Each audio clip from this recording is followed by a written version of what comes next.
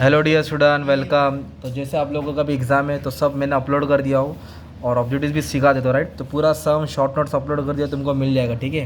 तो आ जाओ। तो ऑब्जेक्टिव्स में क्या दिया है? गुडविल। तो गुडविल, कॉपीराइट, पैटेंट, वो कैसे एसेट होता है? Intangible asset. कौन सा एसेट होता है? Intangible. Land and building, plant and machinery, furniture है तो टेंजिबल होता है।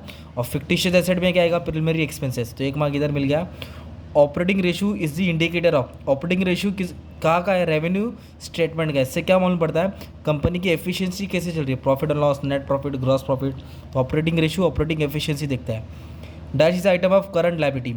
अनसिक्योर्ड लोन, ये लोन होता है, बड़ा कर्जा होता है। कैश बैंक बैलेंस, ये क्या होता है? Current asset. तो बैंक ओवरड्राफ्ट करंट लायबिलिटी है। कौन सा? Bank overdraft. Capital required to finance day to day activity. रोज क्या एक्टिविटी बोला है ना, तो working capital. Day to day बोला है तो क्या होता है? Working capital. और वन टाइम बोला है, ज़्यादा अमाउंट बोला है तो फिक्स कैपिटल। और तुम्हारे लिए सब चीज़ अपलोड कर दिया, यहाँ पर टेंशन लेने की जरूरत नहीं है, सिर्फ क्लिक करते जाएंगे, डिस्क्रिप्शन में सब मिल जाएगा। Asset which can be converted into cash with in 1 year. जो एसेट 1 साल के अंदर कन्वर्ट कर देंगे उसको बोलते हैं करंट एसेट, मतलब कैश में कन्वर्ट कर सकते हैं। और जो एसेट को कैश में नहीं कन्वर्ट करते उसको बोलते हैं fix asset. In common size income statement, मतलब 2 स्टेटमेंट 2 ईयर का बनता है। एक column absolute increase decrease minus करते हैं, थर्ड परसेंटेज। तो 100 किसको लेते हैं? सेल्स को लेते हैं। इनकम में 100 सेल्स को लेते हैं, तो इधर सेल्स है क्या? नहीं, तो none of the above. Operating cost ratio, ये रेवेन्यू रेशियो होता है।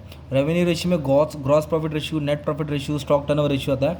और बैलेंस शीट में रेशियो में क्या आता है? Current ratio, quick ratio, proprietor ratio आता है। ओके, कॉम्पोजिट में मिक्स आता है।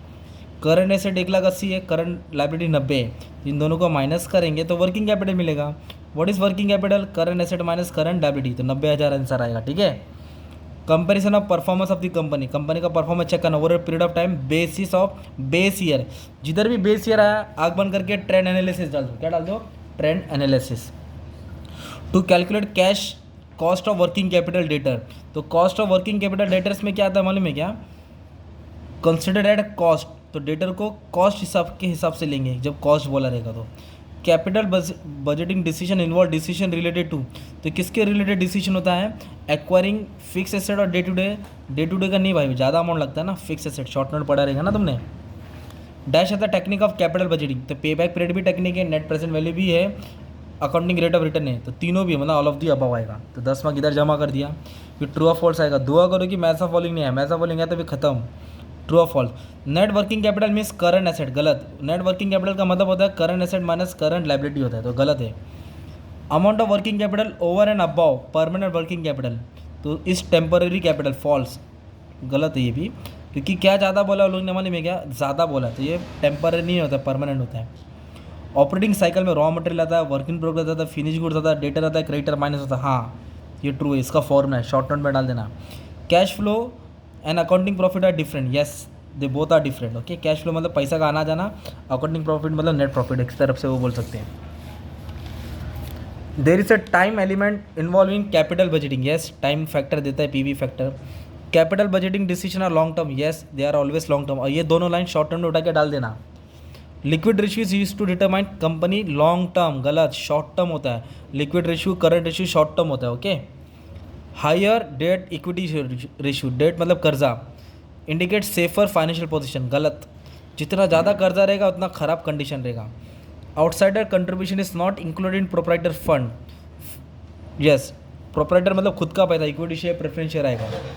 Revenue statement indicate operating performance of the company, true, अभी तो हम लोग ने ब्लैंक्स में पढ़ा। Trend analysis, trend of each item is calculated on the basis of sales of the year, false, sales नहीं होता है भाई, बेस ईयर होता है। क्या होता है? बेस।